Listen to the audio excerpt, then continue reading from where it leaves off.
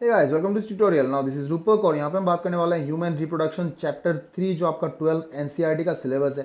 इस वीडियो का first part already मैंने कवर कर रखा था, ये वीडियो का सेकंड पार्ट होगा। फर्स्ट पार्ट में हमने बेसिकली डिस्कस किया था कि जो ह्यूमन में जो male and female reproductive structures है इनके बारे में हमने डिटेल में समझ लिया था और हमने बात किया था जो बेसिक्स है ह्यूमन रिप्रोडक्शन, सेक्सुअल रिप्रोडक्शन का, इनके बारे में हमने डिटेल में बात किया था। आज इस वीडियो में हम बात करने वाले हैं जो सेकेंड पार्ट है, स्पर्मेटोजेनेसिस एंड ooजेनेसिस। देखो, स्पर्म क्या होता है? स्पर्म हो जाता है मेल गैमेट एंड ओवम क्या होता है? ओवम हो जाता है फीमेल गैमेट। सो बेसिकली यहाँ पे हम बात करने वाले हैं गैमेट फॉर्मेशन यानी कि गैमेटोजेनेसिस के बारे में। और गैमेटोजेनेसिस दो टाइप का है, स्पर्मेटोजेनेसिस यानी कि स्पर्म बनने का प्रोसेस, ooजेनेसिस यानी कि ओवम बनने का प्रोसेस। सो बेसिकली हम देखेंगे किस तरह से स्पर्म बनता है, ओवम किस तरह से बनते हैं, और साथ ही साथ स्पर्म एंड ओवम का जो स्ट्रक्चर है इनको हम समझ लेंगे यहाँ पर डिटेल में। बट उससे पहले मैं चाहूँगा सबसे पहले तो आप मेरे चैनल को सब्सक्राइब कर दो, बेल आइकन को आप एक बार प्रेस कर दो ताकि आपको मेरे वीडियो का फ्यूचर नोटिफिकेशंस मिलता रहे। अगर आपको ये वीडियो अच्छा लगता है तो मैं चाहूँगा कि इस वीडियो को आप अपने फ्रेंड्स के साथ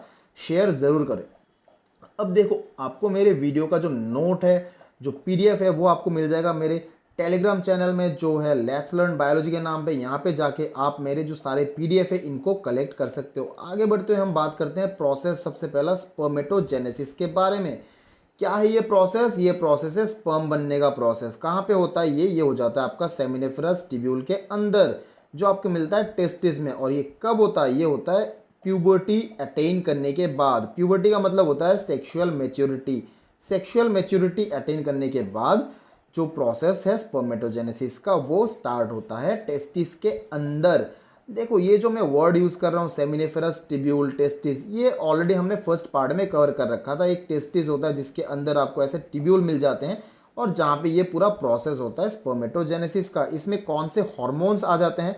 देखो, इसको भी हमने ऑलरेडी बात कर रखा था कि जीएनआरएच, गोनाडोट्रोपिन रिलीजिंग हार्मोन, जो आता है आपका हाइपोथैलेमस से, ये जाके बताता है पिट्यूटरी को कि आप फॉलिकल स्टिम्युलेटिंग हार्मोन को रिलीज करो, जो कि जर्मिनल सेल को जाके माइटोसिस कराएगा, करा के ये स्पर्मेटिड बनाएगा एंड स्पर्म बनाएगा आगे जाके। एंड दूसरा जो हार्मोन है एलएच, ल्यूटिनाइजिंग हार्मोन, पिट्यूटरी से सिक्रेट होने वाला, ये जाके जो हमारा लेडिक सेल है यानी कि इंटरस्टिशियल सेल है इनको जाके सिग्नल भेजता है एंड यहाँ से आपको पता होगा सिक्रेट होता है एंड्रोजेंस यानी कि टेस्टोस्टेरोन जो हार्मोन है वो रिलीज हो जाता है लेडिक सेल से। सो ऑलरेडी इसको हमने बात कर रखा था।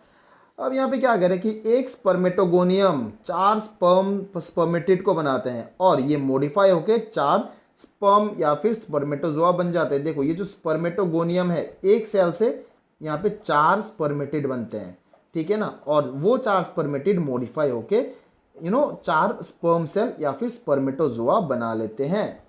प्रोसेस को डिटेल में बात करते हैं। स्पर्मेटोजेनेसिस का जो प्रोसेस है ये हो जाता है फॉर्मेशन ऑफ मेल गैमेट यानी कि स्पर्म फ्रॉम स्पर्मेटोगोनियम या फिर मदर सेल कह सकते हो आप इनको।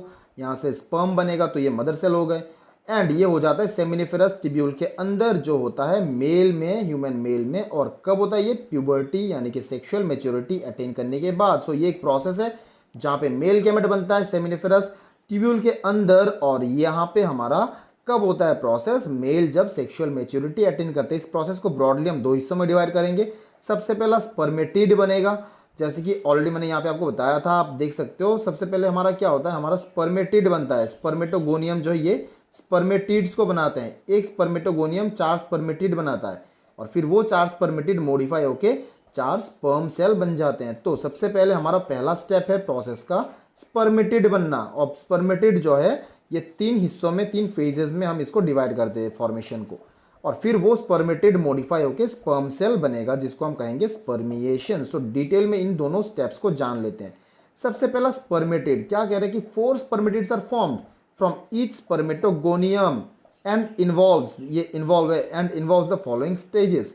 क्या कह रहे हैं कि एक स्पर्मेटोगोनियम से चार स्पर्मेटिड बनेंगे और ये बनेगा इन तीन फेजेस के दौरान, multiplication phase, growth phase and maturation phase. मैं चाहूंगा कि आप डायग्राम के जरिए इस प्रोसेस को समझो। सबसे पहले क्या होता है? देखो, जर्म सेल होते हैं हमारे, जो टेस्टिस है, सेमिनिफेरस टिब्यूल है, वहां पे आपको मिल जाता है जर्म सेल जो कि डिप्लॉयड होते हैं। और वो जर्म सेल में माइटोसिस होता है। क्या होता है? माइटोसिस। और माइटोसिस में आपको पता है क्रोमोसोम नंबर जो है वो रिड्यूस नहीं होता है, तो माइटोसिस होकर ये बनाते हैं स्पर्मेटोगोनियम। अब यहाँ पे क्या हो रहा है, हम कह सकते हैं ना कि ये जो प्राइमरी जो जर्म सेल है, ये जर्म सेल मल्टीप्लाई हो रहा है माइटोसिस के जरिए होके स्पर्मेटोगोनियम बना रहा है। सो इसको हम कह रहे हैं मल्टीप्लिकेशन फेज। सो पहला जो फेज था यहाँ पे मल्टीप्लिकेशन फेज, यहाँ पे क्या होता है कि जो जर्म सेल है ये माइटोसिस होके स्पर्मेटोगोनियम बना रहे हैं, ठीक है ना। तो यहाँ पे हमारा प्राइमरी जो जर्म सेल है वो माइटोसिस होके स्पर्मेटोगोनियम बना रहे हैं, और क्योंकि ये माइटोसिस है तो जर्म सेल का क्रोमोसोम क्या हो जाएगा, हैप्लॉइड की डिप्लॉइड, ऑफ कोर्स डिप्लॉइड ही होगा। दूसरा phase growth phase. Growth phase में क्या होता है, यहां पर देखो ग्रोथ फेज में कह रहे हैं कि during this phase the spermatogonium increases its size by accumulating nutrients and it is known as primary spermatocyte. जो हमारा स्पर्मेटोगोनियम है ये न्यूट्रिएंट जमा कर लेता है अपने पास, और अब इसको हम कहते हैं primary spermatocyte. Basically growth phase में कोई सेल डिवीजन नहीं हो रहा है, सेल जो है वो बड़ा हो रहा है, ग्रोथ हो रहा है सेल का साइज बड़ा हो रहा है। तो यहाँ पे आप देख सकते हो, यहाँ से 4 में से कोई भी एक स्पर्मेटोगोनियम हम उठा लेते हैं, ये क्या हो रहा है, ये बड़ा हो रहा है साइज में, ग्रो कर रहा है साइज में, और इसको हम कह रहे हैं प्राइमरी स्पर्मेटोसाइट। तो ये हो जाता है आपका ग्रोथ फेज। थर्ड फेज जो है मेचुरेशन फेज, यहाँ पे होता है मेयोसिस, और आपको पता है मेयोसिस 2 हिस्सों में होता है, meiosis 1 and meiosis 2। Each primary spermatocyte undergoes first meiosis to form 2 haploid. Haploid देखो, हैप्लॉइड डिप्लॉइड से हैप्लॉइड बन रहा है। Haploid secondary spermatocyte which undergoes second meiotic division to form 4 haploid spermatids. So basically क्या कह रहे हैं कि जो प्राइमरी स्पर्मेटोसाइट है इसमें मेयोसिस होगा, और मेयोसिस आपको पता है 2 हिस्सों में होता है। सबसे पहला जो मेयोसिस है, इसके बाद हमारा बन जाता है सेकेंडरी स्पर्मेटोसाइट, जो हो जाता है आपका डिप्लॉइड से हैप्लॉइड। हैप्लॉइड मतलब n number of chromosome, diploid मतलब twice n number of chromosome. और ये सेकेंडरी स्पर्मेटोसाइट दोबारा मेयोसिस होता है, क्योंकि मेयोसिस 1 एंड मेयोसिस 2 2 स्टेप में होता है। सो मेयोसिस 2 के बाद बन जाते हैं 4 स्पर्मेटिड, इसको हम कहते हैं मेचुरेशन फेज। सो पहला पार्ट हमारा क्या कहता है, मल्टीप्लिकेशन फेज, जहां पे जर्म सेल मल्टीप्लाई होता है या फिर माइटोसिस होके बन जाता है स्पर्मेटोगोनियम। ग्रोथ फेज में वो स्पर्मेटोगोनियम ग्रो करके बन जाता है primary spermatocyte, and maturation phase में मेयोसिस होता है, जहां पे हमारा जो प्राइमरी स्पर्मेटोसाइट है वो सेकेंडरी स्पर्मेटोसाइट बनाता है, एंड वो आगे जाके हमारा 4 हैप्लॉइड स्पर्मेटिड बनाते हैं। तो काफी सिंपल से स्टेप्स है। और जो दूसरा फेज है, यहाँ पे देखो हमने कहा था कि ये 2 हिस्सों में कवर करेंगे, इसको पहला हिस्सा हमने कवर कर लिया है। दूसरा हिस्सा स्पर्मिएशन, यानी कि modification of spermatid into sperm cell. अब इसको हम डिटेल में समझ लेते हैं। यहाँ पे आप देख सकते हो ये जो राउंड शेप के आपको जो स्पर्मेटिड दिख रहे हैं, दीज राउंड शेप स्पर्मेटिड, ये यहाँ पे कुछ स्ट्रक्चर में इनका चेंज हो रहा है। ये राउंड शेप से ये बन जा रहे हैं स्पिंडल शेप के, है ना, यहाँ पे आप देख सकते हो। सो ये जो मॉडिफिकेशन हो रहा है इसको हम कह रहे हैं स्पर्मियोजेनेसिस। अब ये स्पर्मियोजेनेसिस कैसे होगा, यहाँ पे आप देख सकते हो, इसको स्पर्मिएशन भी कहा जाता है या फिर स्पर्मियोटेलियोसिस भी कहा जाता है।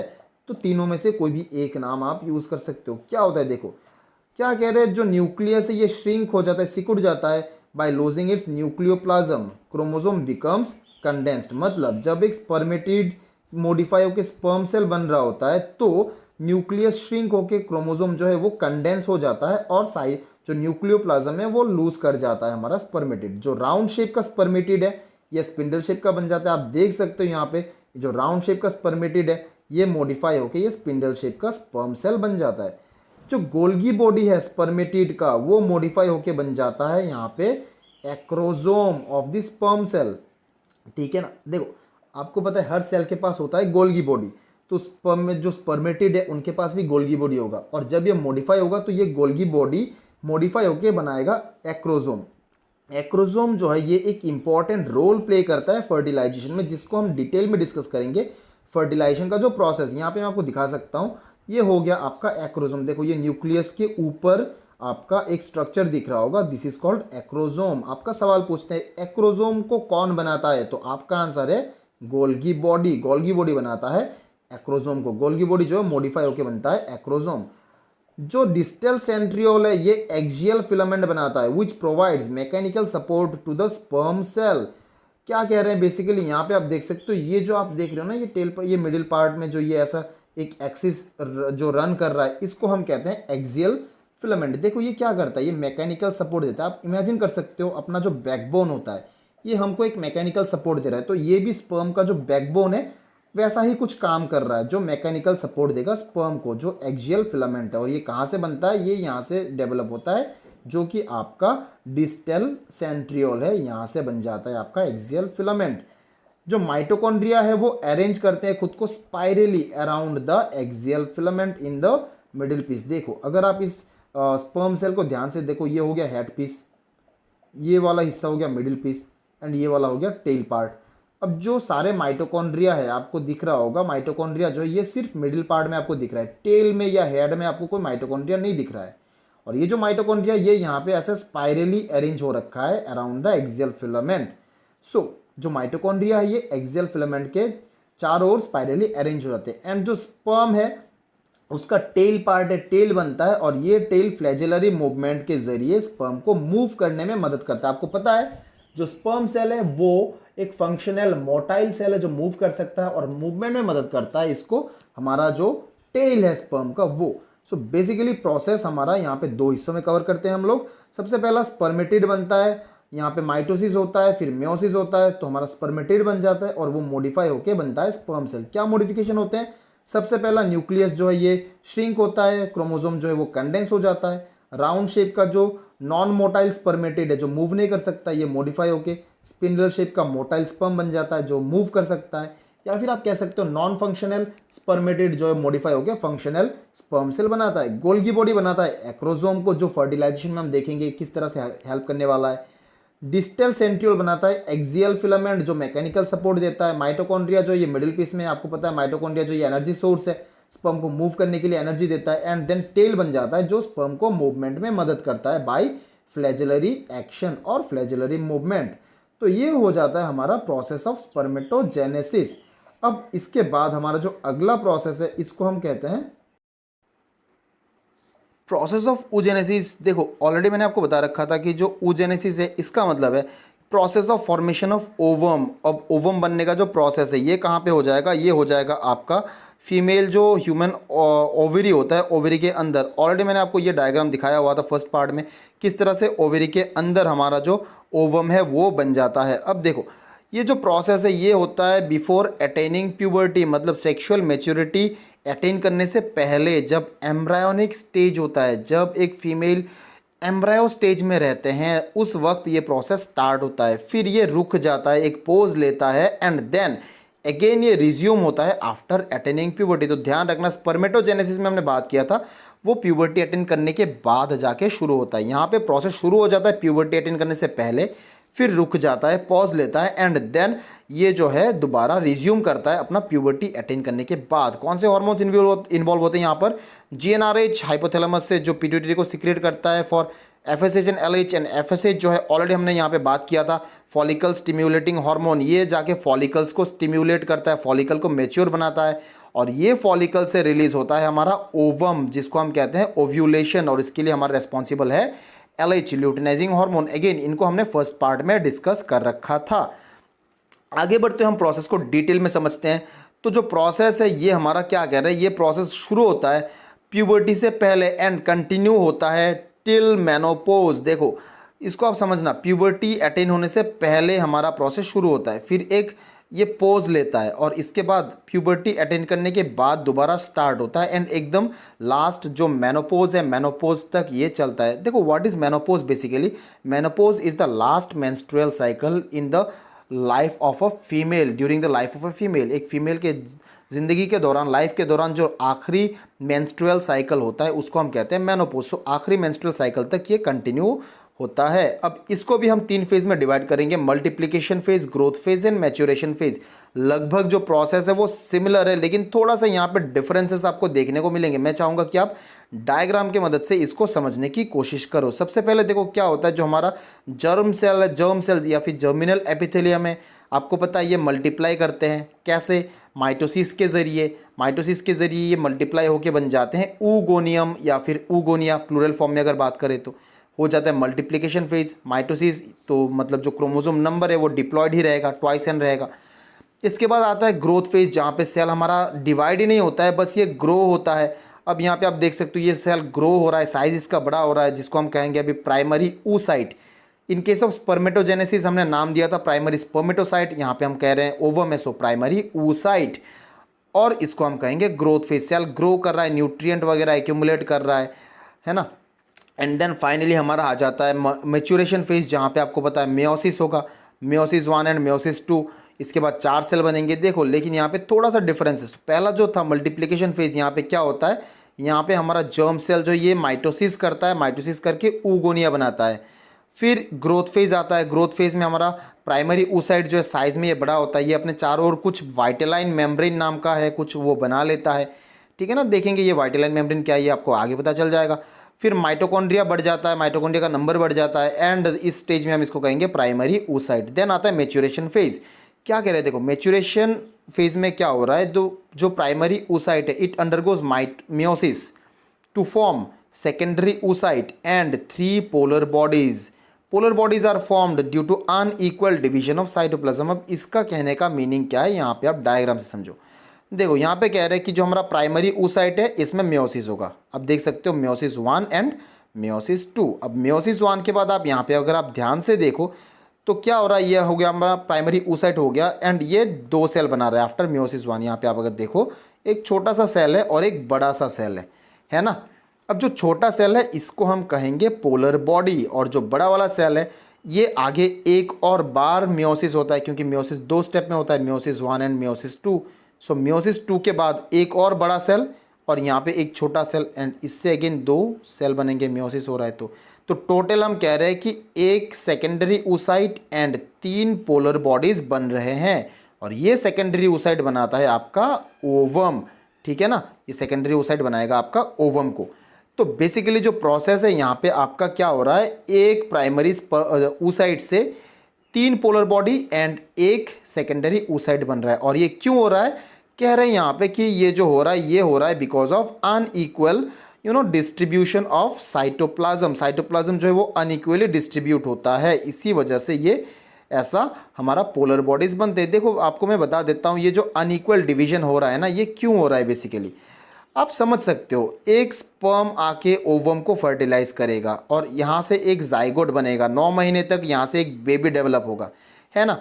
तो ऐसे में उस जाइगोट को बनाने के लिए, उस बेबी को, उस एम्ब्रायो को बनाने के लिए, डेवलप करने के लिए बहुत सारे न्यूट्रिएंट चाहिए होंगे।